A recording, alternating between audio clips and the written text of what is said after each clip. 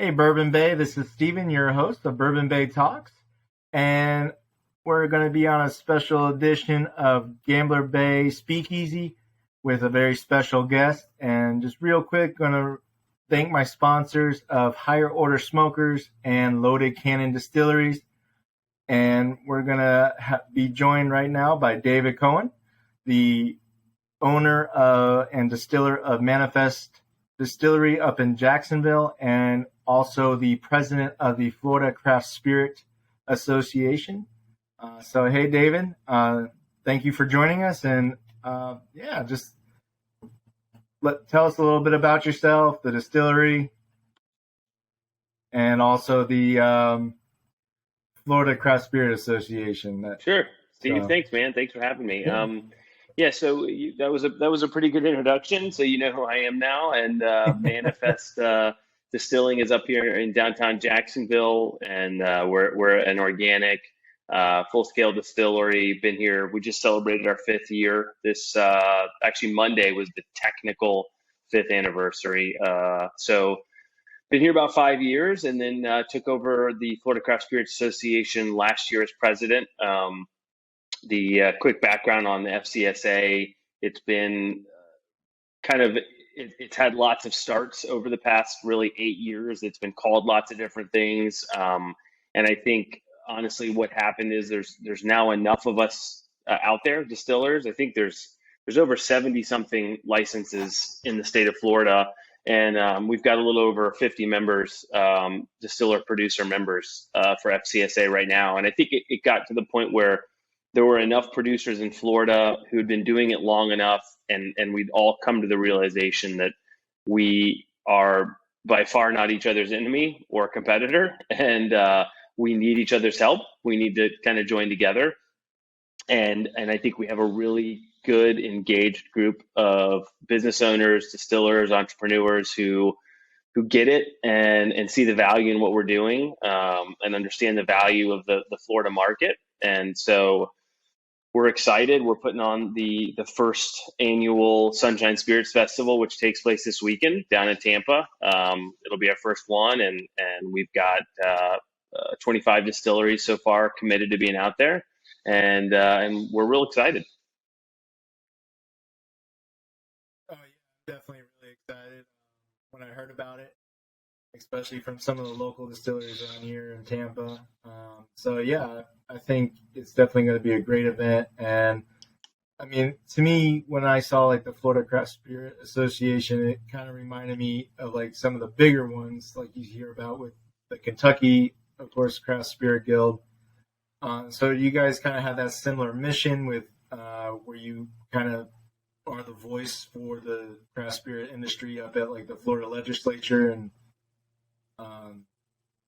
basically, I mean, I know like recently we just had on July 1st the new rule or the new law come down where you guys can actually now start selling cocktails down at your local craft distilleries. And which I think that is massive. I mean, that's been, if you talk to some of the older distillers, I mean, that's been something that's 8 years in the making. A lot of the guys out there that have carried the bag for that fight over the past 8 years have just kind of endured. And I think this year it was the right people involved, the right time, the right political climate.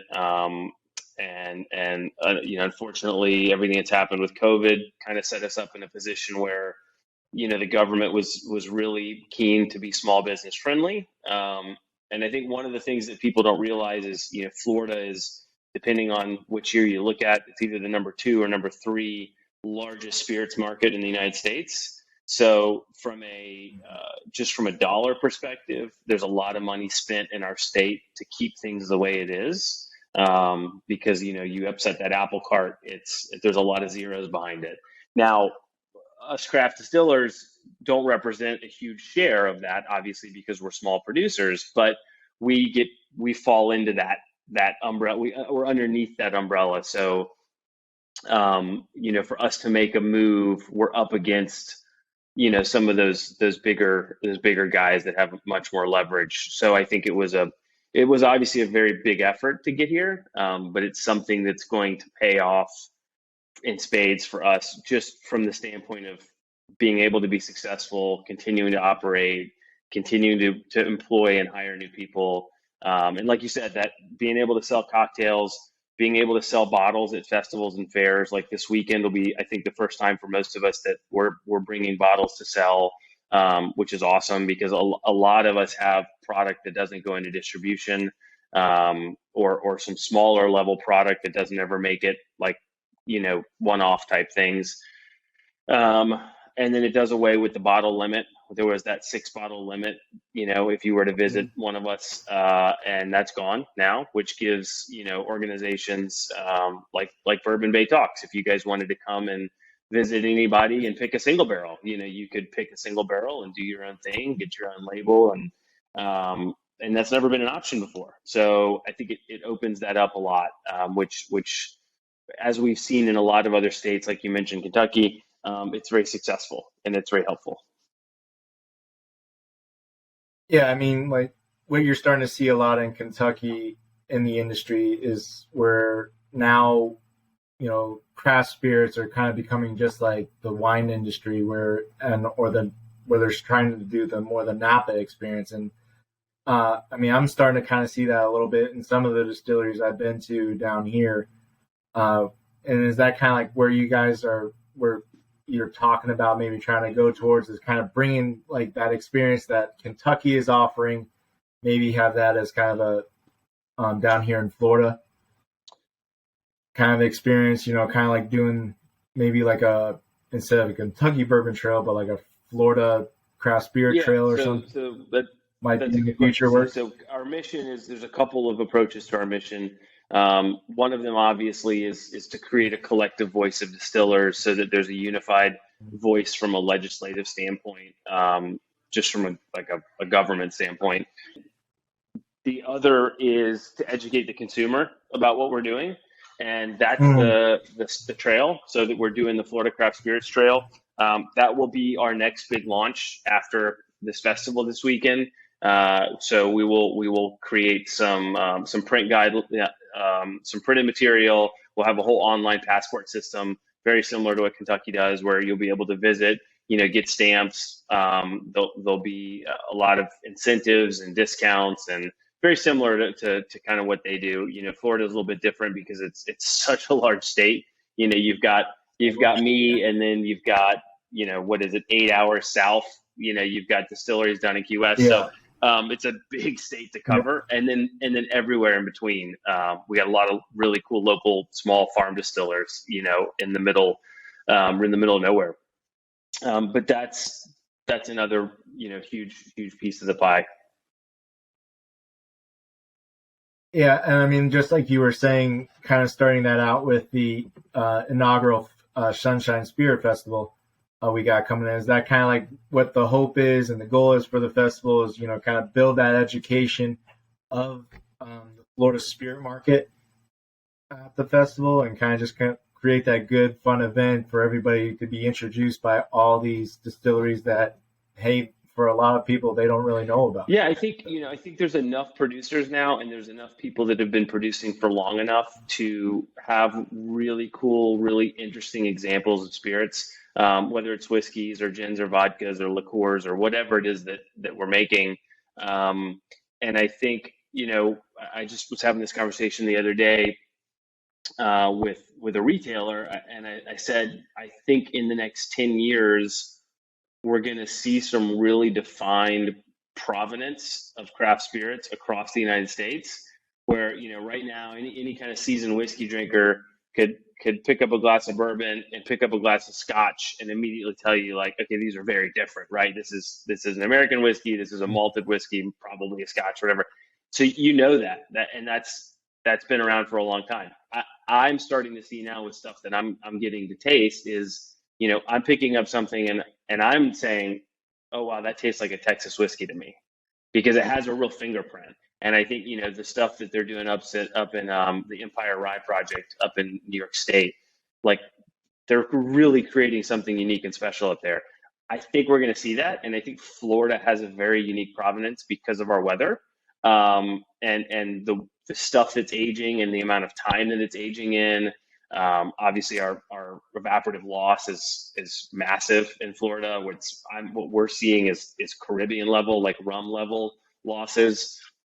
So all that's contributing to a really unique fingerprint of a Florida spirit. And so I think to your point, this festival is going to give everybody a chance to get acclimated, to acquaint themselves with it. There's so many people out there that don't know how many distilleries there are in what states and what counties, whatever. So they're going to get access to that. Like I said earlier, our goal is to have one every year. We may even add to that. We're in talks with the Florida State Fair right now, which happens to be down in your neck of the woods, about doing a really engaging exhibit and display at the fair, to tie in the agricultural component. We're working with the University of Florida and their EFIS, their agricultural program. We've got our first malting house now in Florida, which is put on by one of our craft distillers. So there's starting to be all these components that are coming together. And now we have a forum like the Sunshine Spirits Festival where people can show up and talk to all these distillers and taste stuff. So I think that's pretty special. No, I mean, I definitely like what you're talking about, because I mean, I think a lot of people just don't understand that, I work at a retail company for liquor over at ABC, and I get guests that come in all the time, and they have their thoughts that, like, okay, hey, bourbon can only be made in Kentucky. And it's like, okay, well, bourbon is really known out of Kentucky, but they're not the only state that can produce it. And I mean, Florida, in my opinion, is really kind of growing as one of those whiskey states, just like Texas outside of Kentucky. And I mean, we definitely got, like you said, some distillers that are really starting to get well known for it. Like the Florida Malting House with Gambler Bay, being in charge of that. And, I think, is so like, are we, if you want to kind of like break down some of what each day might be like. I mean, I know the first day is going to be at Caboose and Sun in St. Pete. And then also the second day is going to be at Dark Door Spirits. So is like each day going to have different distillers at those two sites, or probably? Yeah, that's right. So Friday, we set Friday up to be more of a VIP event. So it's more intimate. Obviously the ticket price is a little bit different, but what we're offering, we're going to have 15 of the 25 that are coming Saturday. 15 of those will be participating in Friday night. And what the big difference there is, in order for the distillery to participate, we have to be pouring a limited product. So something that isn't available everywhere, possibly only available in our distillery, stuff that's in real small quantities that'll really only be served that evening. So we're going to have some food. We're going to have some entertainment. It's going to be a smaller attendance, so there's going to be more one-on-one time with each of the distilleries participating. And it's just going to be a more intimate event, an evening event with a different vibe. And you're right, that is at Kazuba and Sons. And then Saturday, our main event, we have 25 distilleries all over the state.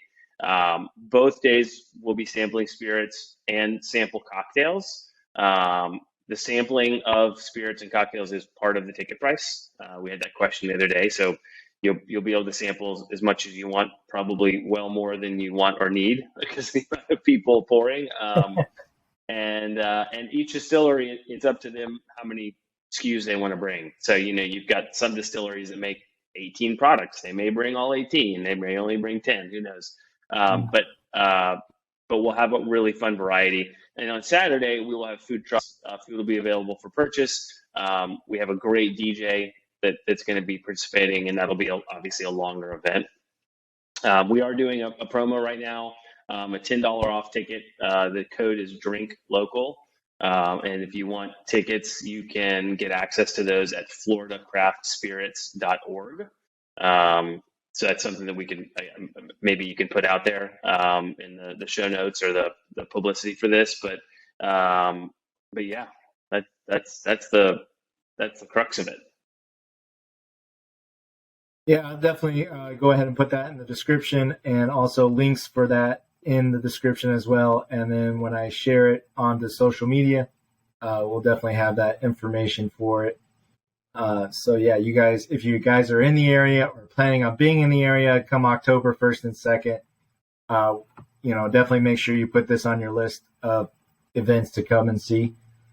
And yeah, we'll definitely have that info for you guys. But yeah, I think this event is just a great event. You don't see too much of this yet in Florida. I mean, of course, with our craft beer industry here, I mean, we have those craft beer festivals, but this is like really going to be kind of like the first of its kind to showcase the distilling industry, which isn't as big as the craft beer, but I think it's probably the next wave. I mean, you could say as the next big thing for Florida. And being a destination that we are, and you guys see like this is kind of an ability, like we said, to start, I guess, like trying to work together into like getting more Florida spirits out there on the market and in the retail business or side of things. Retail is all about demand. The stores are going to bring in you work in retail, and it's a great example. You're going to bring in what people and the retailer you work for is, I know, very supportive of craft spirits, and they try to, bring in craft spirits in the markets where they're produced. And, some retailers have that approach, some don't. But the reality is that's a business too. And so they want to put product on the shelf that's going to sell. So I think as more people are aware through events like Sunshine Spirits Festival this weekend, people will be aware of it. And maybe, people in Tampa will get exposed to someone up here from North Florida and that they wouldn't have been able to be exposed for before. And then they walk into their local retailer and say, hey, can you get this for us? And then all of a sudden, you're opening up these distribution channels, which, to your point, has happened over the past 10 years with beer, and that's what fueled that growth. One of the interesting things is you can go to pretty much any restaurant in Florida or anywhere in the United States, whether it's a chain or not, and walk up and say, do you have any local craft beer? And 9 times out of 10, they're going to have it. And that's because over the past 15 years, 20 years, there's been enough time for your restaurateurs, your bar owners to realize that when people come and visit, when people, they want to experience that. They want to taste something local. They want to taste something different. That's just now starting to translate with spirits. I think we're still overcoming this. It's not really a stigma, but just this kind of, I guess, old school thought. I think there's something very nostalgic about spirits for people. I would argue even more than beer. Yeah. People get locked into something, whether it's Tito's or whether it's Jameson or whether it's Jack or whatever, and it's emotional. Like that's what they go to. They trust it. They know what it is. And one of the things that we say when people come visit us is, if you leave here, I'm okay if you're not a huge Manifest fan, as long as you can defend why you like to drink what you like to drink. If you leave here and you're like, I know why I love Tito's, and here's why, and you can defend it, then by all means, who am I to tell you what to drink? So it's just that it's that education piece, and it's getting that opportunity to sit down and, when's the last time you tasted a flight of 5 room temperature vodkas neat? Like that's not an exciting Friday night, right?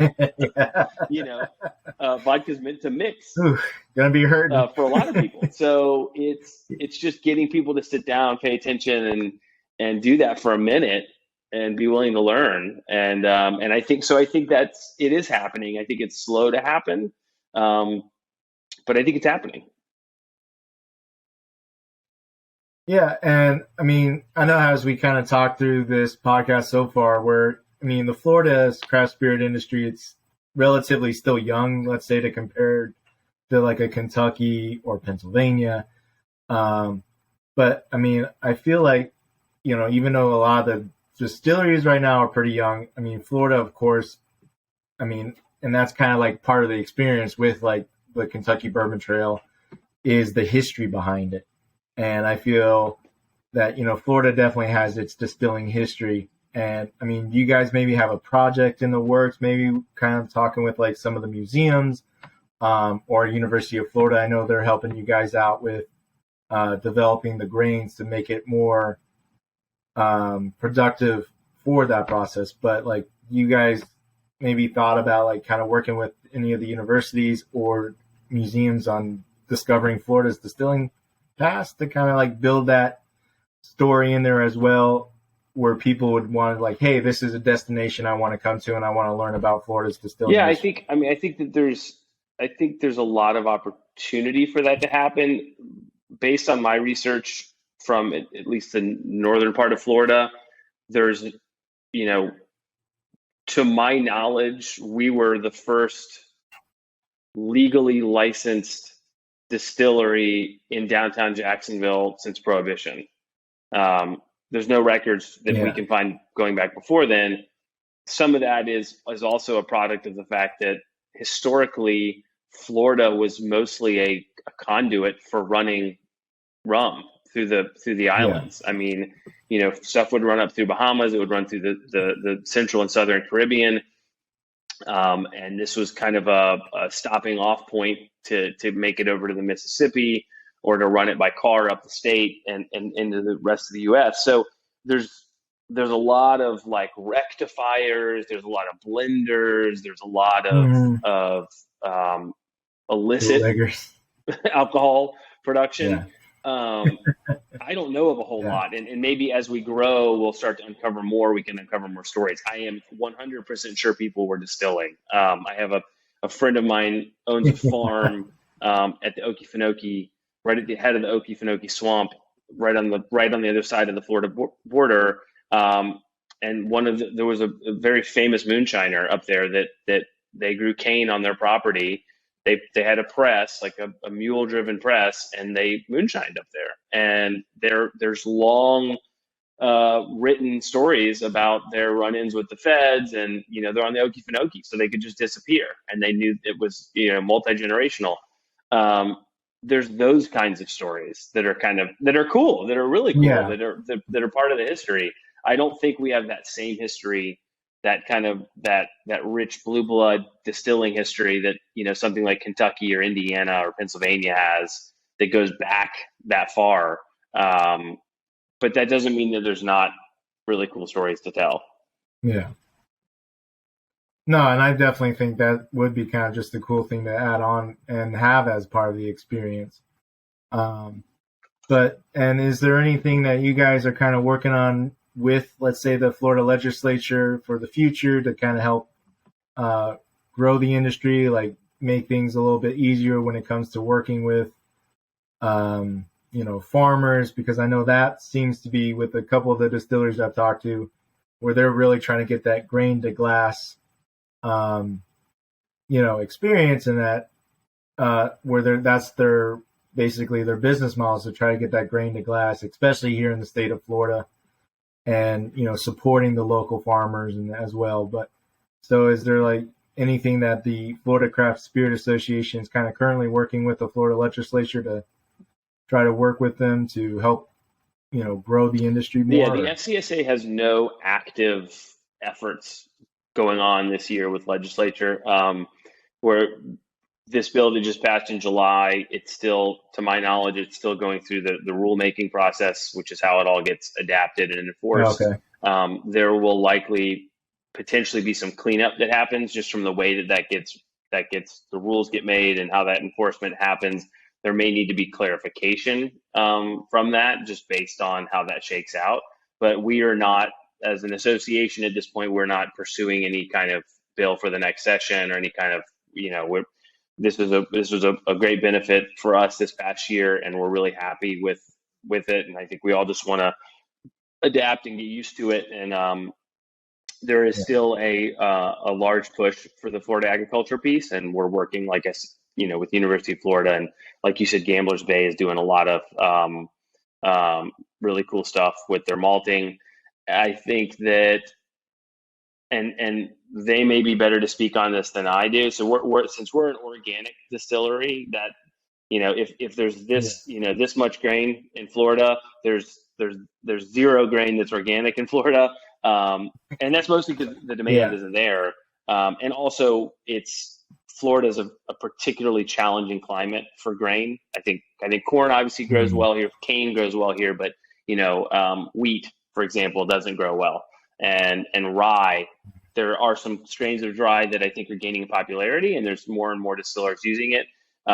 We have not experimented with anything that fits our profile yet. So I think there's probably better people than I to speak on what's happening from an agricultural movement standpoint. Obviously, we would love that.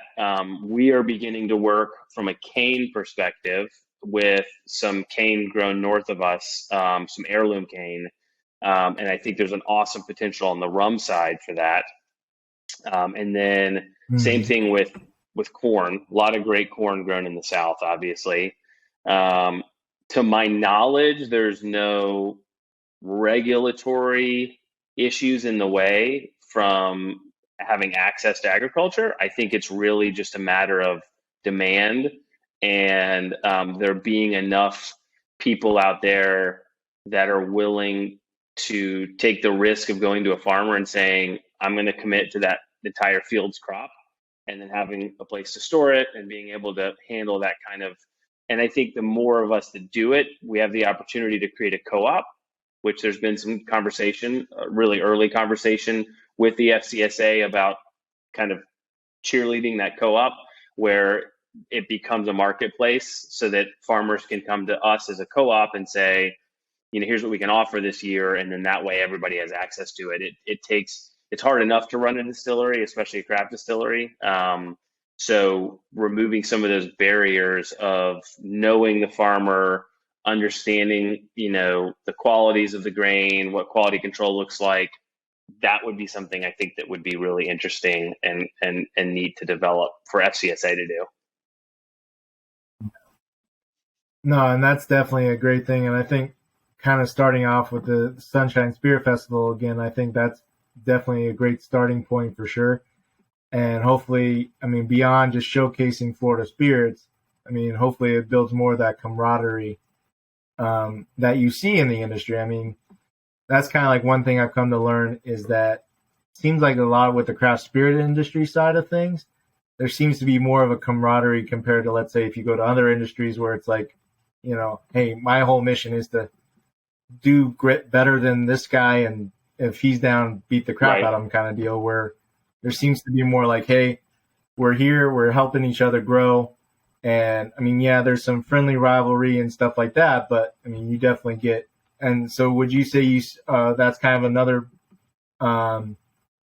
centerpiece with the Florida Craft Association to kind of help build that same camaraderie within the industry? Yeah, well, as I said, I think that's a more recent development in the last couple of years. I think before that, it was there probably was a little bit more of a competitive mindset, and just in the past couple of years, I think there's enough people that are around to realize, hey, we got to band together on this, and we got to, we're actually each other's best asset. And I think also in Florida, the craft spirits industry, like many states, like wineries, like breweries, there's a huge tourism component. There's a big part of, the winery model is roughly 50% of your revenue comes from your tasting room. That was hard to realize for us unless you were in a really tourism heavy environment. Now with the ability to sell cocktails, I think that makes that even more of a reality. And I think that because of that, everyone's got their neighborhood, right? Like I know in Jacksonville, for example, there's half a dozen distilleries within 15 miles of me. But everybody's kind of doing their own thing. Everybody does something different. And there's room for everybody. It's not, and everybody's pretty supportive. So I think that there's plenty of room. It is by far not crowded. If you compare that to the number of breweries within 15 miles of here, it's half or less. So I think that allows it to be a little bit more fun and friendly. No, and I definitely think it's something that's really great. And I think doing stuff like hopefully eventually when it comes to doing the Florida Craft Spirit Trail, like you said, now with the ability to sell cocktails, that will definitely help, especially with like tourism and building another revenue stream for you guys. But yeah, I mean, it's kind of now going back to the festival. Is there any other details you kind of want to add on to the festival to let people know? I know we talked about that some of the distilleries are doing that code, and so that gives the $10 off. But is there anything else you kind of want to add on to that? Or I know all the distilleries that are participating, and we have a really great team that's put this together this year, and it's a lot of the heavy lifting has come from the team down in Tampa. From just give a shout out to Matt at Dark Door. He's hosting it Saturday, and obviously shout out to Kazuba and Sons for being our host on Friday night. And then we have Plan A Management, which is Allison and Toya, who I believe you spoke with. Really, they've done such a good job to get us here and to get this going. It's something that certainly Matt from Dark Door and I could not do by ourselves. So I'm excited. It's looking good. We have some fresh T-shirts with the Sunshine Craft Spirits logo that we're going to have available. And this is really our first time doing it. So we're excited to see what people think, to get feedback. I think we're offering a lot on what people are getting by coming out. You're going to get to sample a ton of different stuff, and you're going to get access to stuff that you wouldn't have otherwise. So for people that are fans, if you think about it this way, this is the kind of thing that you would probably have to spend a week trying to do in terms of touching. We've got people from the Panhandle and Pensacola. We've got people from the Keys. We've got people from North Florida.